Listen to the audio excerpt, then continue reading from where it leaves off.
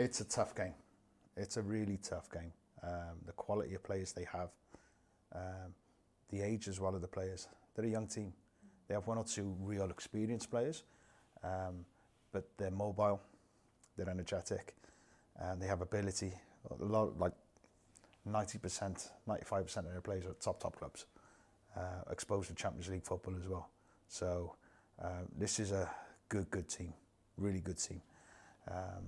But watching them in their group, it was a tough group. They were really in a tough group. They could have won that group. They were 20 minutes away from winning it. But they could have finished fourth as well. It was, so you see really big strengths off them, but you see weaknesses as well. And I'm sure they would say the same for us.